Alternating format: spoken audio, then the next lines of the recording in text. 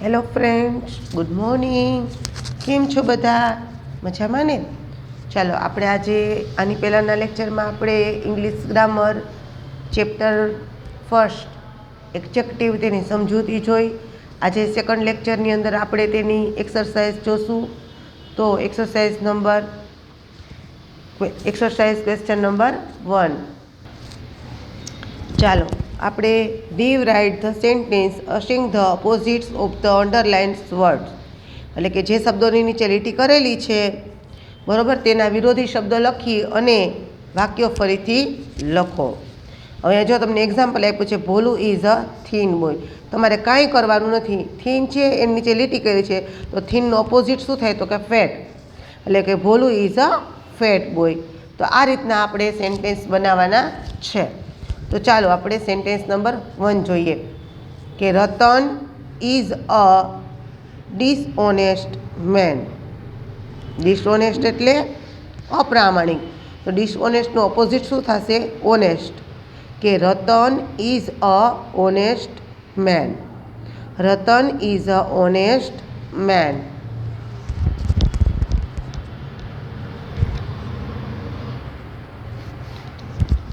Sentence number 2. The moon is visible today. The moon is visible today. Visible એટલે શું થશે? દેખીતું. એટલે ચંદ્ર આજે દેખાય છે એવો થાય. ટુડે એટલે આજે. The moon is visible today. Visible એટલે દેખીતું. તો the moon is invisible today એટલે કે ચંદ્ર આજે અદૃશ્ય છે. The moon is invisible today. Visible તો ઇનવિઝિબલ. ચાલો sentence number 3. Veer was a ફુલિશ boy. ફુલિશ એટલે મૂર્ખ.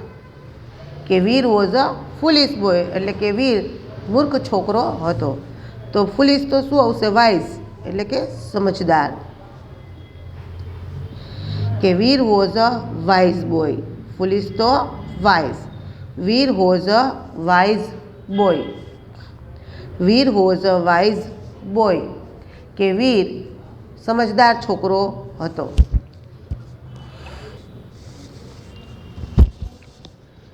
Sentence number 4. Climbing a mountain is very easy. Climbing એટલે ચડવો, માઉન્ટેન એટલે પર્વત, ઇઝ એટલે છે ને વેરી એટલે ખૂબ જ, ઇઝી એટલે સહેલું, સરળ. કે પર્વત ચડવો ખૂબ જ સહેલો છે. તો ઇઝીનું શું આવશે? ડિફિકલ્ટ એટલે કે મુશ્કેલ. ઇઝી તો ડિફિકલ્ટ. કે climbing a mountain is a very difficult. Climbing a mountain is very difficult. Look at that ugly bird. અગલીનું શું આવશે? તો કે બ્યુટીફુલ. લુક એટલે જુઓ, ધેટ એટલે પેલું, અગલી એટલે કદરૂપ, અને બર્ડ એટલે પક્ષી. પેલું કદરૂપું પક્ષી જુઓ. Look at that beautiful bird. પેલું સુંદર પક્ષી જુઓ. Look at that beautiful bird. Sentence number 6. Piyush is a tall boy. Tall તો શું આવશે? તો કે શોર્ટ આવશે. ટોલ તો short. Piyush is a tall boy. Piyush is a tall boy. બરાબર. તો ટોલ તો શોર્ટ. કે Piyush is a short boy. Piyush is a short boy. 7th. The river is empty. The river is empty. Empty એટલે ખાલી. તો શું આવશે? ફૂલ. ફૂલ એટલે ભરેલી. કે ધ રિવર ઇઝ ફૂલ એટલે કે નદી ભરેલી છે. Sentence number 8. It is bad to breathe impure air. Impure air. Bad એટલે ખરાબ, બ્રીથ એટલે શ્વાસ,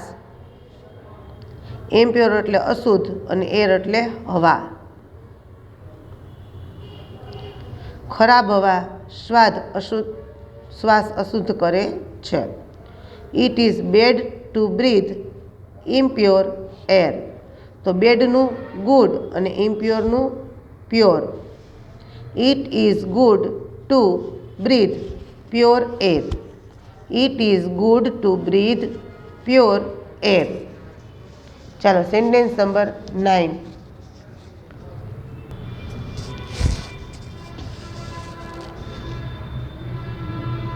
sentence number 9. R those real flower? R those real flower?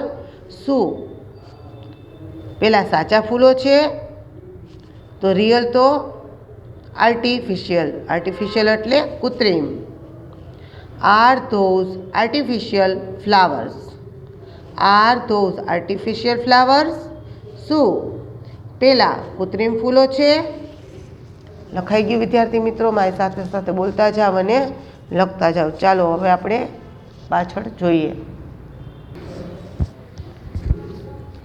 Y is that old man tired? Why એટલે શા માટે, ઇઝ એટલે છે, that એટલે પેલો, ઓલ્ડ એટલે વૃદ્ધ, મેન એટલે માણસ, ટાયર્ડ એટલે થાકી ગયેલો.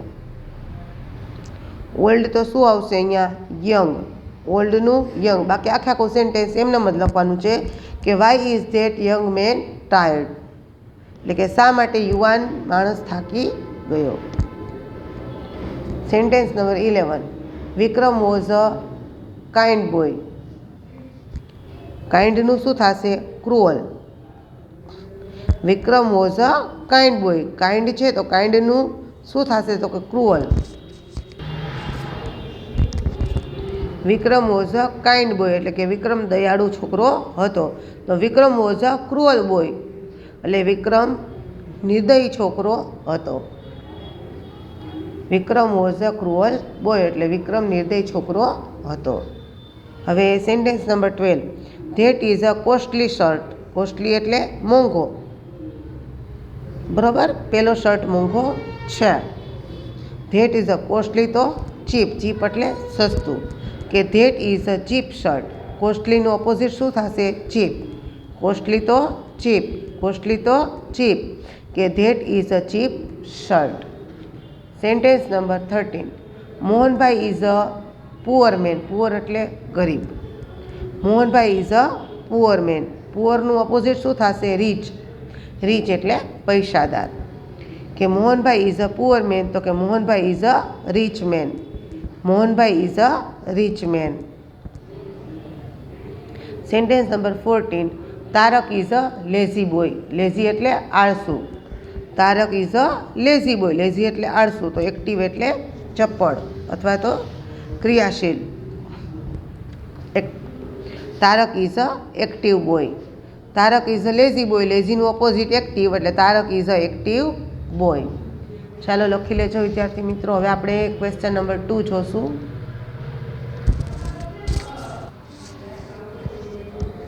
Question number 2. Fill in the blanks with the correct words from the brackets. કૌંસમાંથી યોગ્ય શબ્દ વડે ખાલી જગ્યા પૂરો. Fill in the blanks with the correct words from the brackets. કૌંસમાંથી યોગ્ય શબ્દ પસંદ કરીને ખાલી જગ્યા પૂરો. હવે પહેલાં આપણે કૌંસ જોઈ લઈએ. કૌંસમાં આપણે સેડ, પછી poor, strong, surprised, confident, true, happy, soft, angry, બોરેડ, fast, lonely, guilty, wild અને થીક. આ કૌંસમાંથી આ શબ્દનો ઉપયોગ કરીને આપણે નીચેની ખાલી જગ્યા પૂરવાની છે. ચાલો આપણે બ્લેન્ક્સ નંબર જોઈએ.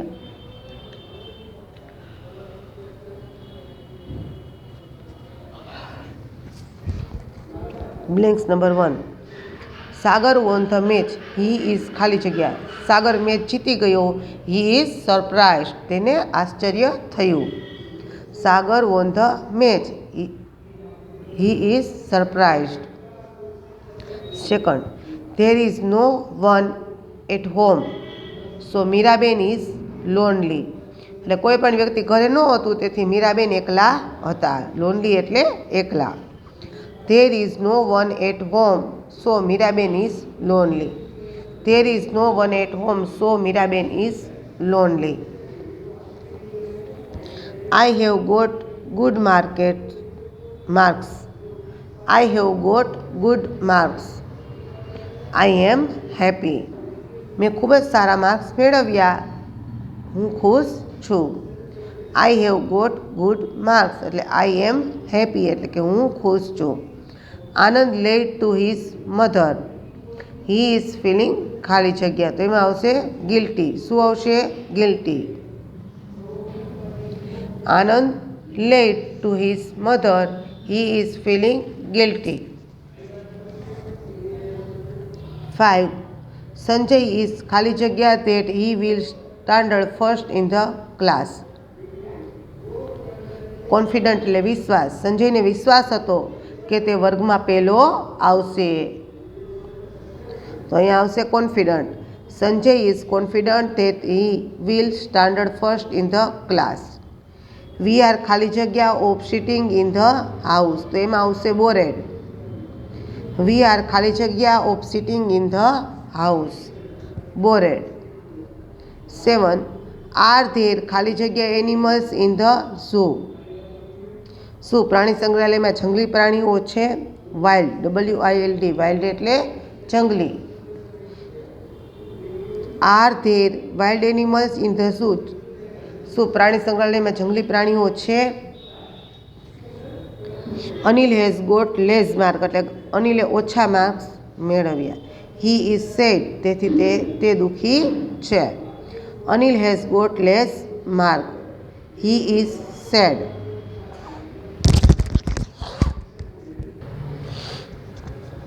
Blanks number 9. This is a ખાલી જગ્યા બુક તો કે thick. This is a thick book એટલે આ જાડું પુસ્તક છે। This is a thick book. પછી this is a true story. This is a true story આ વાર્તા સાચી છે। Blanks number 11. Hari does not have money to pay the fees, he is poor એટલે કે તે ગરીબ છે। હરી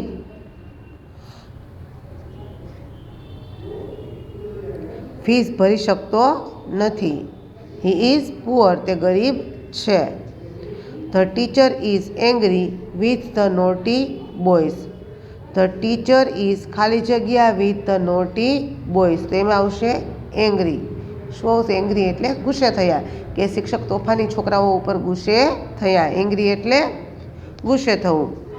પછી blanks number 13. The grass in the garden is ખાલી જગ્યા। The grass in the garden is ખાલી જગ્યા એટલે બગીચાનું ઘાસ કેવું હતું? તો કે સોફ્ટ હતું એટલે કે નરમ હતું।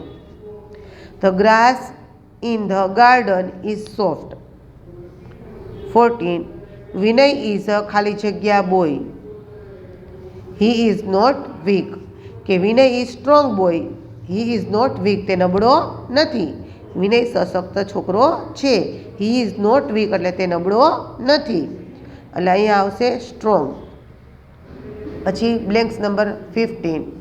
રામ ઇઝ અ ખાલી જગ્યા runner, he will win the race. Ram is a ખાલી જગ્યા runner, fast runner, he will win the race એટલે કે તે રેસ જીતશે। તે ખૂબ જ ફાસ્ટ રનર છે માટે તે રેસ જીતશે। તો વિદ્યાર્થી મિત્રો, જો આમાં તમને કાંઈ પણ ક્વેરી હોય તો મેસેજમાં જણાવશો। નેક્સ્ટ લેક્ચરમાં આપણે ફરીવાર મળીશું। વિડીયો લેક્ચરમાંથી જોઈ અને એકવાર સ્વાધ્યાય પોથીમાં અને એકવાર રફ નોટમાં લખવાનું છે અને વિડીયો લેક્ચર 2 થી 3 વાર જોવાના છે, નહીં તો તમને કંઈ સમજાશે નહીં। ઓકે વિદ્યાર્થી મિત્રો, નેક્સ્ટ લેક્ચરમાં આપણે ફરી મળીશું।